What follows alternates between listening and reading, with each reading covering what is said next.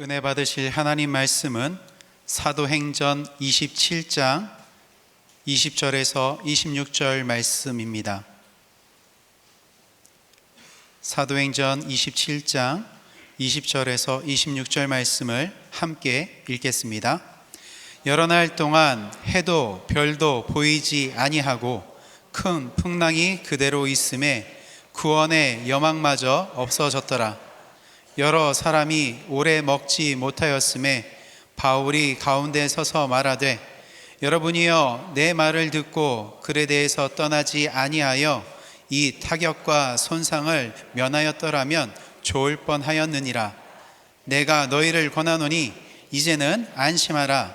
너희 중 아무도 생명에는 아무런 손상이 없겠고 오직 배뿐이리라. 내가 속한 바 곧 내가 섬기는 하나님의 사자가 어제 밤에 내 곁에 서서 말하되 바울아 두려워하지 말라.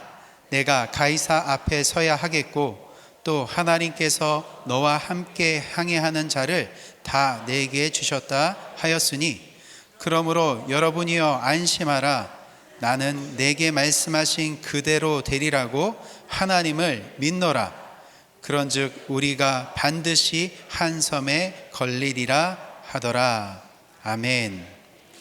자, 저는 오늘 우리의 스승 풍랑이라는 제목으로 말씀을 전하고자 합니다. 고난이 우리들에게 유익이다. 우리들을 더욱더 성숙시키는 스승의 역할을 감당한다. 뭐 그런 뜻으로 되겠죠. 우리는 인생을 망망대해를 헤쳐나가는 이력 편지로 인생을 비유하는 그런 내용을 우리가 접하게 됩니다. 그 말의 뜻은 우리 인생은 파도와 바람이 넘실거리는 그런 엄청나게 큰 바다에 떠있는 낙엽 같은 그런 배를 타고 있는 존재다. 아마 그런 뜻으로 해석할 수 있겠죠. 이 말씀은 아마 풍랑이 언제 일어날지 몰랐던 옛 시절의 말이라고 생각할 수도 있겠지만, 그러나 우리 인생은 언제든지 어느 때든지 항상 예측 불허한, 예측이 어려운, 불가능한 것이다 생각이 듭니다. 어느 틈에 무슨 일이 어떻게 일어날지 아무도 몰라요. 예측이 안 돼요. 특별히 요즘 우리가 사는 시대는 너무 변화가 많아서 어떻게 측량이 안 돼요. 그냥 하루하루 사는 것뿐이에요. 자, 우리가 풍랑을 얘기하자면은 그 풍랑을 헤쳐나가는 배를 또 우리가 생각지 않을 수가 없죠. 인간이 최초로 만든 교통기관으로 우리가 추정할 수 있습니다. 바퀴를 발명하기 전에 아주 가장 손쉬운 이동수단으로 배를 만들었는데, 그 배에다 또 노를 달고 또 돛을 세워서 점점 더 발전적인 모습을 갖추게 되었습니다. 아마 이 배는 증기관차와 더불어 산업혁명의 기수가 되었다고 말해도 과언이 아닐 것입니다. 요즘 우리가 타고 다니는 배는 최첨단입니다. 여객선이나 쾌속선, 원자력 항공모함, 우주선, 우주도 뛰는 것을 배라고 말하지 않습니까? 인간이 만든 최첨단의 기술로서 하는 것인데, 그래도 그 최첨단이라는 것이 사고가 날 수도 있고 위기를 당할 수도 있고 생명을 손상시킬 수도 있는 그런 위험성이 항상 존재한다는 것을 우리가 알 수 있어요. 자, 하나님께서 성경에서 만들려고 한 배가 있었는데, 노아에게 가장 안전한 규격을 따라서 만들라 해서 주신 그 규격이 길이가 130m예요. 축구장을 좀 더 넓게 한 것이겠죠. 폭이 23m, 높이가 15m. 그러니까 3층으로 한다면은 한 층마다 5m 정도였던 그런 공간이 있지 않을까 그런 생각이 듭니다. 근데 이 규격은 지금도 전함을 만들거나 여객선을 만들거나 항공모함을 만들 때 그 비율이 가장 안정성 있는 그런 어떤 그 배로 만들 수 있다는 것이 과학적으로 증명이 됐다는 것입니다. 파도나 쓰나미나 너울성이 있는 것이나 바람에 가장 안정성 있게 만든 그 비율이 130대 23대 15라는 것이죠. 자, 이것만 방주가 아니라 3개월 된 모세를 싣고서 나일강을 따라서 떠나가던 그 갈대, 이 파프리스 바스켓으로 만들어진 그 상자가 있었어요. 그것도 아크, 즉 방주다 이렇게 표현하고 있습니다. 노도 없습니다. 아니, 돛이 없죠. 노도 없고요. 또 엔진도 없습니다. 전폭적으로 하나님의 인도하심에 맡기는, 그야말로 전적으로 그분의 주관하시는 어떤 그런 배로서 이 역할을 감당하는 것이다. 그래서 이 방주란 뜻은 구원의 배다, 즉 교회를 상징하는 것이다, 이렇게 말씀할 수 있을 것입니다. 자, 그런데 이렇게 사람들을 생명을 살리는 데 쓰임받는 이 배가 마지막 때에 화를 당할 것을 성경은 기록하고 있어요. 요한계시록 8장 9절에 보니까 쑥이라고 하는 큰 별이 떨어져서 바다의 생명체가 3분의 1이 죽음을 당하고 또 배의 3분의 1이 파괴된다는, 왜 하필이면 여기에 생명체와 더불어 배가 파손된다는 얘기를 할까? 깊이 좀 저도 한번 생각을 해봤어요. 또 요한계시록 18장 19절에 보니까 화이또다 화이또다, 이 큰 성이요 바다에서 배버리는 모든 자들이 너희 보배로운 상품으로 치부하였더니 순식간에 망하였도다 하면서 도시의 번영을 위해서 애쓰는 그런 선조들이 도시의 어떤 사치 생활을 좋아하는 사람들을 통해서 큰 돈을 벌게 되었어요. 근데 그 돈을 번 것이 하루아침에 망하게 될 것이라는 것이죠. 근데 거기에 왜 하필이면 선주가 나올까? 배를 부리는 주인들의 어떤 상황이 왜 이렇게 될 것인가? 교회도 하나님의 어떤 심판이 한 3분의 1 정도가 있을 것인가? 뭐 별 생각을 좀 제가 좀 다 해보겠어요. 자, 우리가 배 하면은 또 베드로가 탄 배. 왜? 베드로는 어부였기 때문에 그가 가지고 있던 배를 생각지 않을 수 없습니다. 그의 형제 안드레도 어부였는데요. 그의 증거로 인해서 예수님을 만나게 되어서 예수님이 그 베드로를 보시고서 축복하시기를, 내가 요한의 아들 시몬이지만 앞으로는 너는 반석이 될 것이다, 즉 게바가 될 것이다. 지금은 연약한 이제 갈대로 네 이름이 이렇게 불려지지만 넌 이제 앞으로는 여동치 않은 아주 견고한, 거기다 터전을 세워서 집을 세우면 움직이지 않을 수 있는 어떤 그런 튼튼한 집을 지을 수 있는 반석이 될 것이다 고 축복하셨어요. 이런 축복도 그는 무엇이 뭔지 깨닫지 못했어요. 소명이 뭔지, 하나님을 위해서 내가 부르심을 받다는 사실을 깨닫지 못한 채 그는 자기가 가지고 있었던 생업에 열중하기 위해서 그날도 배를 띄워서 바다에서 고기를 잡았습니다. 근데 이상하게 그날따라 밤종일 고기 한 마리도 잡지 못하고 허탈하고 피곤한 마음에 배를 몰고 땅에다 댄 다음 그 빈 배를 세워놓고 거기서 그물을 띄워다가 다음 기회를 위해서 그물을 싣고 있었을 때 많은 사람들이 그 배를 향해서 막 몰려오는데 보니까 예수님이 오셨어요. 예수님께서 그 배를 타신 후에 그에게서 그 배를 육지에서 조금 떨어지게끔 이렇게 하라고 명령하신 후 그 배 위에 앉으셔서 하나님의 말씀을 전파하는데 진짜 그야말로 그 말씀은 인간의 소리가 되지 않았다는 것을 깨달았어요. 얼마나 말씀에 권위가 있고 그리고 해박하고 또 우리에게 지식과 지혜를 얻게 하시는 주의 말씀이고 모든 이치에 따져도 그 말씀이 하나도 틀림이 없다는 사실을 깨닫게 되었었어요. 베드로같이 그 무식한 사람도 그 말씀을 들으면서 집중하게 되어졌고 그 말씀에 아주 혼이 다 넋이 다 빠질 정도로 취해 있었습니다. 그랬을 때 갑자기 주님께서 베드로를 부르시고 하신 말씀이 깊은 데로 가서 그물을 내려라, 거기서 고기를 잡아라. 주님, 어부는 접니다. 주님은 선생님이시고 우리에게 좋은 것을 가르칠 수 있을지 모르지만 이 바다에서만큼은 내가 전문가입니다. 어떻게 깊은 데로 가라고 말씀하십니까? 이 대낮에 어떻게 거기서 고기를 잡을 수 있겠습니까? 고기는 밤에 잡아야 되고요, 얕은 데 고기들이 모여있기 때문에 이건 틀린 말입니다만 내가 주님의 말씀에 거역지 아니하고 의지하고 순종해서 말씀하신 대로 지키겠습니다 하고서는 배를 몰고서 깊은 데로 가서 그물을 쳤는데 얼마나 고기들이 많이 잡히는지 그물이 막 찢어질 정도로 막 난리가 났었어요. 그랬을 때 저쪽에 있는 그 배에게 손짓을 해서 와서 좀 도와달라 했을 때 그 배가 와서 잡은 고기가 두 척을 다 꽉 채우고 나서 그 배가 가라앉을 정도의 엄청난 큰 풍요로운 수확이 있었습니다. 모두가 다 경악합니다. 어떻게 이럴 수가 있겠는가? 전부 다 기절 초풍을 합니다. 그랬을 때 베드로가 무릎을 꿇고서 주님 앞에 말씀하기를 저를 떠나시옵소서. 저는 죄인입니다. 당신 같은 하나님께 가까이 갈 수 없는 존재입니다. 이거를 너무나도 경외롭고 너무나도 엄청난 일들을 체험한 우리 사람들은요, 죄책감을 느낀대요. 너무나도 보잘것없는 자기 자신을 보고서 초라한 느낌을 받는데요. 저도 남미에 있는 그런 이과수 폭포를 내가 보고 나서, 여러분 나야가라 폭포는 한 100m밖에 안 됩니다, 폭이. 근데 이 이과수 폭포는 4km가 되는데 거기서 나오는 물이 엄청나게 쏟아지는데 진짜 그 경관 속에 내가 두려움이 생겨요. 죄책감이 생겨요. 나 같은 보잘것없는 먼지 같은 티끌 같은 존재가 뭐 여태까지 잘난 척하고 저렇게 다녔는가 싶게 그 자연의 어떤 경광 앞에 그냥 두려운 마음이 생길 정도. 그래서 아마 베드로가 아마 그런 마음이 되지 않았을까 생각이 듭니다. 주님 하신 말씀인 겁니다. 무서워하지 말라. 이제 후로는, 지금부터는, 과거에는 네가 어떤 삶을 살았는지 내가 말하지 않겠다. 지금부터는 고기를 낚는 어부가 되지 말고 사람을 낚는 어부가 될지니라.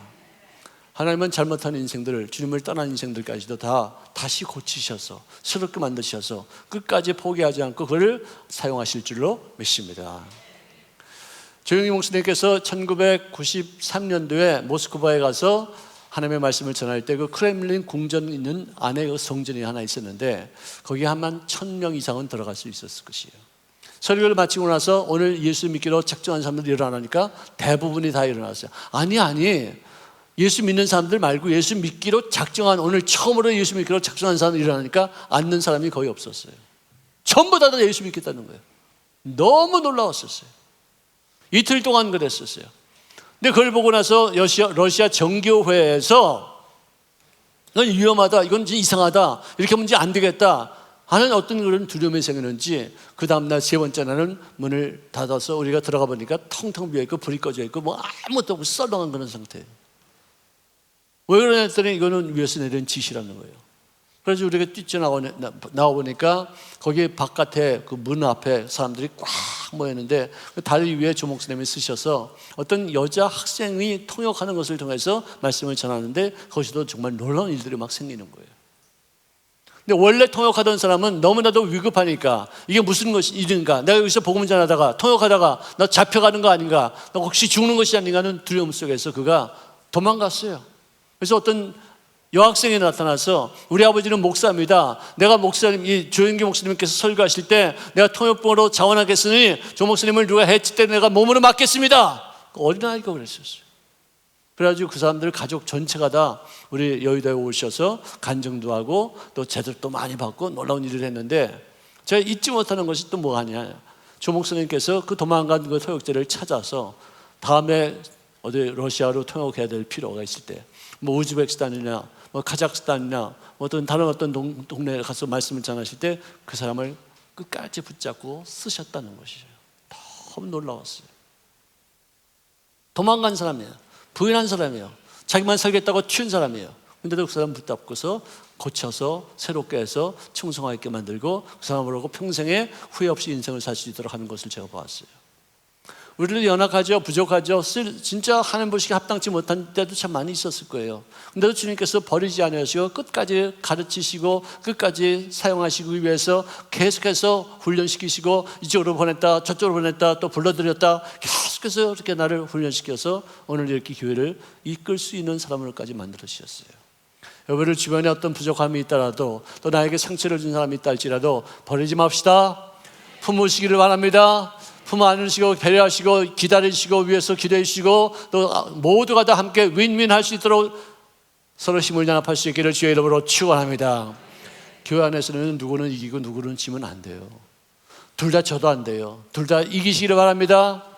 자, 윈윈 합시다. 옆에 분들에게 윈윈 합시다. 우리 모두가 다 이긴 사람입니다. 우리 모두가 다 승리자입니다. 아멘. 할렐루야. 자, 벼랑 끝에서 기적을 체험한 이 베드로가 이것은 내가 이 기적을 경험하고 나만 복받으라고 하시는 것이 아니라 이 기적을 일으키시는 주님을 위해서 나머지 인생을 헌신하라. 그런 뜻이라고 생각하고서는 결단합니다. 성경에 보니까 그들이 배를 육지에 대고 모든 것을 버려두고 예수를 따르느니라 고 기록되어 있습니다.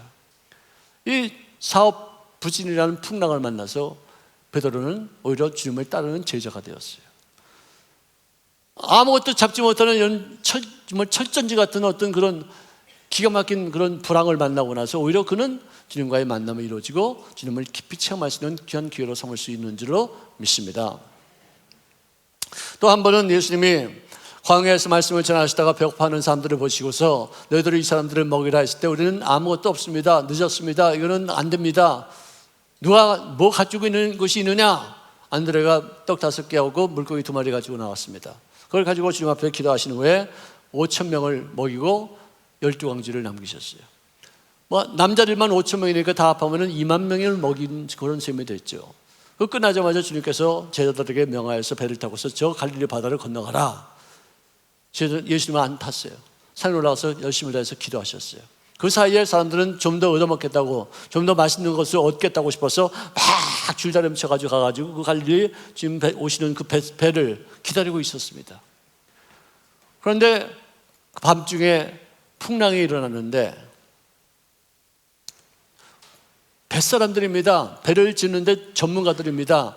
평생을 바다에서 살았던 사람들이 이제는 감당하지 못할 그런 극심한 풍랑, 배가 곧 침몰할 수 있는 그런 상황이 있었어요.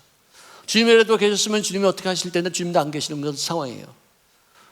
그런데 갑자기 바람이 불고 파도가 치고 근데 달빛이 떴는데 달빛에 엉근엉근 착착 비치는 어떤 물체가 하나가 저 바다에 뛰어 있는데 이게 뭔가 싶은데 저 사람 형체가 같기도 야 이거 유령 아닌가? 이 귀신이 나타나면은 풍랑에 있는 그런 배는 반드시 침몰했는데 우리는 이제는 다 죽었구나, 이제는 다 죽었구나 하고서 정말 공포, 패닉 그냥 그 상태로 빠졌어요. 주님이 점점 가까이 오시는데 사람 모습인 것 같은데 주님께서 말씀하십니다. 야, 이 사람들아, 두려워하지 말라.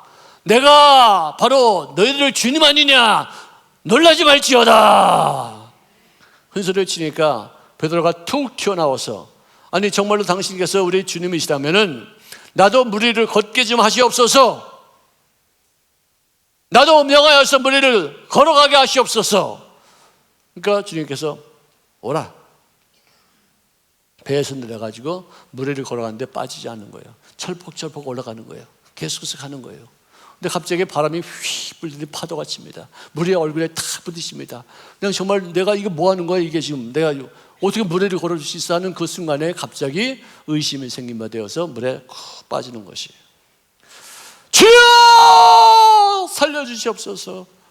나를 좀 구원하시옵소서. 큰 소리 칩니다. 여러분들 한국 사람하고 미국 사람이 물에 빠졌는데요, 미국 사람은 죽고 한국 사람은 살았대요. 왜 그런지 아세요? 미국 사람은 발음이 좋아서 도와달라고 말할 때 help, help 이렇게 말해요. 한국 사람들은 발음이 안 좋으니까 help, help 그래가지고 푸푸 해가지고 살았대요. 베드로도 아마 help 그랬을지 모르겠어요. 예수님께서 즉시 달려오셔서 그의 손을 탁 붙잡고서 이렇게 세우셨습니다. 믿음이 작은 자여 왜 의심하였느니라. 그를 건지신 후에 배에 오르자마자 풍랑이 착 잠잠해졌어요. 성경은 히브리서 11장 2절에 우리 믿음의 주여 또 온전케 하시는 일은 예수를 바라보라. 베드로는 예수님을 끝까지 보지 않았어요. 예수님을 보고서 갈 때는 그는 걸어갈 수 있었지만 예수님에서 눈이 떠나고 바람을 보고 풍랑을 바라보고 자기 자신을 보니까 물에 빠지기 시작하는 거예요. 우리가 믿음을 가졌으면 그 믿음을 완성하는 분이 예수님인 줄로 믿습니다. 예수님께로 우리 마음의 눈을 고정시키시기 바랍니다. 예수님께로 우리들의 마음의 기대를 온전하게 그분에게만 전폭적으로 의지할 수 있기를 주의 이름으로 축원합니다. Fix your eyes upon Jesus. 우리들의 마음의 눈을 주님께로 딱 고정시켜라. 그분이 믿음을 시작하셨으면 그 믿음을 완성하신 분일진데 믿음이 완성되어지기까지 절대로 다른 데 한눈을 팔지 말지어다. 환경 보지 말고 옆에를 사람 보지 말고 뒤돌아보지 말고 주님 한 분만 바라보시기를 주의 이름으로 축원합니다. 축원합니다. 왜 예수님의 제자들에게 풍랑을 보내셨는가? 이 풍랑 때문에 그들은 죽음에 처하게 되어지고 죽은 그런 절박한 그런 순간에 주님과의 만남이 이루어져서 구원을 받게 되어지기 때문에 이 풍랑을 다스릴 분은, 우리를 구원하실 분은 예수님 한 분밖에 없다 하는 이 사실을 알게 하기 위해서 풍랑을 보내신 줄로 믿습니다. 그래서 그들은 이 풍랑을 체험하고 나서 거기 풍랑 중에도 살아나고 난 다음에 그들이 온전하게 주님 앞에 무릎을 꿇고 고백하기를 진실로 진실로 내가 보니 주님께서는 하나님의 아들이로소이다. 할렐루야, 아멘. 바로 이것을 위해서 하나님의 풍랑을 주신 거예요. 왜 우리에게 고난이 있느냐? 왜 우리에게 아픔이 있느냐? 팔자 타령하지 맙시다. 운명이라고 말하지 마십시다. 전생에서 그런 어떤 죄값이 있어서 그런 죄를 받는 것이다 말하지 마십시다. 누구 탓하지 마십시다. 오직 하나님과 나 사이에 이 고난을 통해서 어떤 관계가 형성되느냐? 이것에 초점을 맞추기를 바랍니다. 문제가 있어야지 기적이 있고, 기적이 있어야지 주님이 주님인 것을 우리가 알 수 있지 않겠습니까? 문제 때문에 우리가 게을르지 않습니다. 문제 때문에 기도하게 됩니다. 문제 때문에 우리들의 마음의 초점이 하나님께, 전능하신 그 하나님께, 나를 사랑하시고 내가 잘되기를 기뻐하시는 그분 앞에 우리들의 마음이 온전하게 쏟아지게 될 줄로 믿습니다. 사도 바울도 그의 시민권이 로마에 있는지라 어느 곳에서든지 그 사람을 재판할 수 있는 어떤 자격이 없기 때문에 그 사람을 로마로 압송하는 가운데 있었어요. 풍랑이 예견되었습니다. 주님께서 말씀하셨습니다. 계시하셨습니다. 시계를 늦추자고 하는 그 바울이 그런 말이 있었어요. 여러분들이요, 내가 보니 이번 항해가 짐과 배만 아니라 우리 생명에도 큰 타격과 큰 손해를 끼칠 것이니 좀 이따가 출발합시다. 좀 기간이 지난 다음에 출발합시다. 지금 가면 힘듭니다. 죽습니다. 그랬는데 좀 늦게 출발하면 물질적인 손실이 있을 것이다. 또 어떤 여러 가지 어떤 물건이 상해질 수도 있을 것이다 싶은 생각에 유익을 위해서 선장과 선주를 바울보다 더 신봉해서 이 백부장이 결정을 했어. 지금 출발하자. 안 되면 그렇게 하면 우리 손해본다. 오늘 우리가 돈 벌러 갔는데 이 손해나면 무슨 의미가 있겠냐. 지금 가자. 그렇게 결정을 했었습니다. 그 결과 성경에 보니까 여러 날 동안 해도 별도 보이지 아니하고 큰 풍랑이 있는 그대로 있음에 구원의 여망마저 사라졌더라. 더 이상 이제는 끝장났다는 것이죠. 이제는 절망이라는 것이죠. 죽음밖에 남지 않았다는 것이죠. 거의 보름 동안을 그런 경우를 겪게 되었었어요. 그들이 지쳐가고 이제는 절망해서 죽음을 기다리고 있는 그런 순간에 하나님께서 천사를 통해서 바울에게 말씀하시기를 바울아, 바울아, 두려워하지 말지어다. 네가 가이사 앞에 서야 할 것이다. 너는 가이사 앞에서 복음을 전파하기 전에는, 그 사명을 감당하기 전에는 넌 죽지 않는다. 네가 살기 때문에, 너를 살려야지만 되기 때문에 하나님께서 너와 더불어 함께 항해하는 그 모든 사람들도 죽지 않게 될 줄로 믿을지어다. 사명자 한 사람 때문에 함께 구원받은 사람들이 276명의 동승자가 있었다는 것이에요. 내가 지금 왜 살아있느냐? 나는 모르지만, 또는 너는 미미한 것이라고 생각할지 모르지만 하나님이 나에게 맡겨주신 사명이 있기 때문에 생존하는 거예요. 내 사명이 끝나면 나는 어느 틈에 불려갈지 몰라요. 사람이 가는 곳이 우리가 예측해서 갑니까? 하나님께서 그걸 정하시는데, 하나님 보시기에 너는 살아있다, 사명 없으면 이리 와라, 여기 있는 게 낫다, 불러가실 수 있어요. 그런데 내가 사명이 있고 하나님께서 나를 필요로 여긴 바 되어서 나를 살리신다면은 내가 살아있는 동안에 내 곁에 있는 사람들까지도 같이 살려주시는 줄로 믿습니다. 요나가 있는 곳에 불순종하고 있었기 때문에 그들이 고통을 받았어요. 요나를 물속에 던지니까 배가 평안하게 갔어요. 바울은 파도가 치는 그런 가운데에서도 이 바울 때문에 그 사람들이 다 구원받게 되었었어요. 여러분들, 이런 것을 우리가 복동이라고 그러는 거예요. 따라합시다. 나는 복동이다. 나 때문에 가정이 살고 자식들이 산다. 나 때문에 구역이 살고 지역이 산다. 아멘. 아멘. 내가 살아있기 때문에 무슨 의미가 내 생활 속에 열매를 맺게 되는 것이에요. 그게 복동이에요. 자, 이 역사학자인 토인비는 말하기를 바울이 탔었던 그 배는 지금 현재 유럽의 모든 문화를 싣고 간 배였다라고 말할 만큼 바울이 탄 그 배를, 바울을 그 한 사람을 통해서 복음이 유럽 전체에다 전파되어지고 지금 그 기독교의 어떤 그런 정신은 없지만 기독교의 문화는 아직도 남아있지 않겠는가 하는 생각을 하게 되는 것이죠. 잘못한 배는 닿는 곳마다 고통을 갖다 주지만 잘 탄 배는 소원의 항구에 당도하게 될 줄로 믿습니다. 여러분들 얼마 전에 이대 이화여자대학교 교수로 채용됐다는 보도가 있었습니다. 그 사람의 이름이 이지선이라는 분인데요. 지금부터 한 23년경에 대학 졸업을 눈앞에 두고서 오빠가 운전하는 차로 귀가 중인 만취한 운전자의 차에 의해서 7중 충돌을 받았어요. 불에 휩싸여서 온몸 전체가 3대의 중화상을 입었는데 55%가 탔어요. 정신 차리고 자기를 보니까 흉측한 괴물이 됐더라는 거예요. 절망입니다. 23살의 나이에 그런 엄청나게 끔찍한 일을 당하니 살 기력이 없었다는 거예요. 난 끝났구나. 내 꽃다운 인생은 여기서 끝났구나. 하나님, 차라리 다 끝났으면 좋았을까? 왜 생명을 이렇게 부재하게 두셨습니까? 하나님, 왜 저를 이렇게 만드셨습니까? 탄식하면서 몇 날 밤을 며칠들 계속 우는 거예요. 근데 그렇게 울면서 탄식하는 그 여인에게 주님께서 찾아오셨어요. 말씀하시기를, 사랑하는 딸아, 여기가 너희 끝이 아니다. 나는 너를 세상 가운데 반드시 세워서 병들고 약하고 희망이 없는 사람들에게 희망의 메시지가 되어지는 너를 만들고 말 것이다. 40일 넘게 중환자실에서 누워서 사경을 헤맵니다. 조금 나으면 또 병원에 들어가서 수술을 받고, 또 나오면 또 병원에 가서 피부 이식 수술 받고, 20여 년 동안에 전신 마취, 부분 마취를 통해서 피부 이식 수술만 10,000번을 했대요. 10,000번을. 여기 띄어서 여기다 갖다 붙이고, 여기 띄어서 여기 갖다 붙이고, 띄었다 붙였다, 뭐 어떻게 했다, 손가락 막 잘려 있고, 뭐 그런 어떤 엄청난 비극을 당했어요.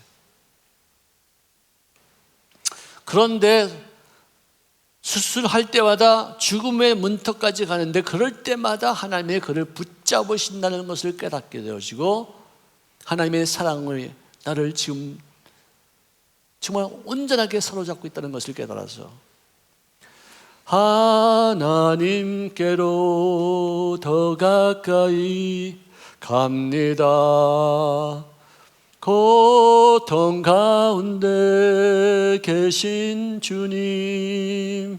이 찬송가를 수천 번 불렀대요. 나는 더 이상 음주 운전의 피해로 말미암아 고통받고 있지는 않겠다 하는 그런 결심하는 거예요. 나는 더 이상 이 과거에 내가 돌아가지 않겠다. 그래서 그는 공부를 시작합니다.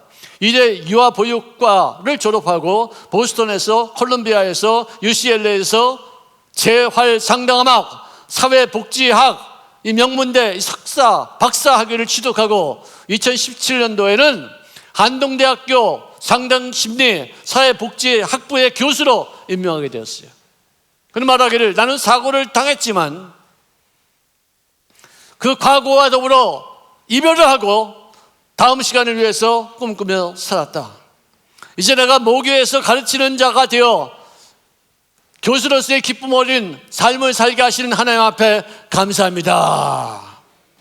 23살에 만난 사고를 통해서 그가 하나님을 만나게 되어지고 23년 동안 준비한 이후에 2024년도 4월 달에 자기가 떠나온 그 모교의 교수가 되어졌다.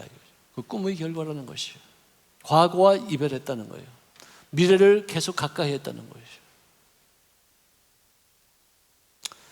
정말 너무나도 놀라운 일이죠. 제가 인터넷에 어떤 기사를 봤는데, 앞으로 17년 이후에 2040년도를 이끌어가시는 4나라 중에 한국이 선정되었대요. 저머니, 그러니까 독일, 미국, 뚜르기에, 그 다음에 남한, 한국이에요. 이것을 첫자를 띄우니까 German, USA, 투르키에 사우스 코리아 그래서 GUTS라는 어떤 그런 이니셜로 이제 대체할 수 있는데요. 제가 보기에도 어떻게 그 엄청난 그런 세계적인 나라 중에서 어떻게 대한민국이 전 세계를 이끌어가시는 어떤 나라가 될 수 있겠는가? 그 4개국 중에서 어떻게 하나가 일본도 빠지고 중국도 빠질 수 있겠느냐 생각을 해봤어요. 근데 그런 어떤 의구심을 품고서 이 CNN 방송에다 질문을 했대요. 거기 질문한 그 내용에 대한 답이 뭐냐면은 한국 사람들은 총명하다는 거예요. 총기가 어떻게 동의하십니까? 옆에 분들을 보세요. 어떻게 눈이 반짝반짝합니까? 할렐루야. 우리는 정말 전부 다 뭐 동태눈 같이 보이는 줄 몰라도 세상 사람들이 우리를 보기에는 눈이 반짝반짝하는 것 같이 보는 거 봐요. 한국 사람들 똘똘합니다. 야무스럽습니다. 열정이 있습니다. 아멘. 아멘. 여러분들 유대인들은요 노벨상을 174번이나 받았어요. 한국은 지금 하나밖에 없어요. 그런데 유대인들의 IQ는 97이고 한국인의 IQ는 107이에요. 10점 차이가 돼요. 평균 10점 IQ 차이는 이건 엄청난 거예요. 근데 우리는 한국은요 똘똘하게 태어나서 띨띨하게 살아요. 왜냐하면 법도가 없기 때문에 삶의 기준치가 없기 때문에 그 좋은 머리를 갖고 사기치고 등쳐먹고 서로 비난하고 욕하고 서로 싸우는데 그런데 머리를 써요. 기가 막히게 싸워. 정말 정치인들하는 거 보면 정말 너무 놀라워. 정말 기가 막히죠. 정말. 어떻게 저렇게 싸울 수 있어요? 어떻게 저렇게 물그러질 수 있어요? 머리가 기가 막혀 그냥. 어떻게 그렇게 파고 들어가가지고 그걸 막 난리가 나요. 머리를 그렇게 쓰니까 발전이 없는 거예요. 유대인들은 소확해요. 단순해요. 말씀대로 살아요. 하나님의 창조주의 뜻을 따라 살기 때문에 이렇게 IQ는 부족하지만 집중력이 있고 어떤 선한 일을 위해서 정말 희생하는 마음이 있기 때문에 그리고 남을 잘되게 하기 위해서 공동체 유익을 위해서 쓰임받겠다는 마음이 있기 때문에 그렇게 인류 사회를 공헌하고 그렇게 좋은 일들을 만들어가는 거예요. 그나마 우리 한국이 기독교를 접해서 그래서 그것만으로 인해서 우리가 이렇게까지 된 거예요. 아멘. 여태까지 많은 사람들이 미 의회에서 영어로 설교한 사람, 한국 사람으로 한국말로 설교한 사람들 많이 있었지만 대통령 중에 그래도 19세기 말에 한국에 왔던 선교사들의 이름을 열거하면서 이 사람들 때문에 이 사람들이 애쓴 것 때문에 교회가 세워지고 학교가 세워지고 병원이 세워져서 우리가 이렇게 세계적인 국가가 되어지기까지 가장 큰 공력을 세운 사람입니다. 이렇게 외치는 분들은 한 분도 없어요. 기독교인들이 와가지고 우리나라를 이렇게 만들었습니다라고 말한 어떤 나라 대통령도 아무도 없었어요. 정말 너무 놀라운 얘기예요. 정말 나는 역사적인 어떤 사실을 이렇게 그냥 확 뒤집어 버리는 그런 연설을 내가 정말 처음 들어봤어요. 이런 말 하는 사람 아무도 없었어요. 그만큼 기독교의 역사관이 얼마나 중요한 것인가. 우리는 그동안에 부지런하죠. 열정이 있죠. 그리고 높은 기술 수준이 있습니다. 세계를 이끌어가시는 정신적, 도덕적, 영적인 기반을 제공하는 한국의 개신교가 있습니다. 아멘. 이 개신교가 있다는 것으로 끝나는 것이 아니라 개신교의 가르침 중에 가장 위대한 가르침 중에 하나가 뭐냐? 고난을 스승으로 여겨라. 고난이 나에게 유익하다. 고난을 통해서 성장해라. 고난은 팔자 타령해서 아무것도 없다. 고난이 너희들에게 더 좋은 내일을 만들어가는 하나의 귀한 과정임을 깨달을지어다. 기가 막힌 얘기예요. 어느 종교에도요 고난을 선한 것으로 해석하는 나라는 종교는 아무것도 없어요. 얘기해 보세요. 어디 그런 거 있나? 불교, 유교, 이슬람교 다 팔자, 전생에 뭐 업보, 죄값, 지 운명 뭐 이런 걸로 다 해석해요. 기독교에서만 고난이 너에게 유익이라. 고난당하기 전에 너희가 그렇당하였더니 고난당한 이후에는 율례를 지키느니라. 할렐루야. 우리 하나님 앞에 감사. 할렐루야. 인간의 역사는 역사학자들이 말하지 않아도 우리가 보기에도 시련에 대한 응전 때문에 발전했어요.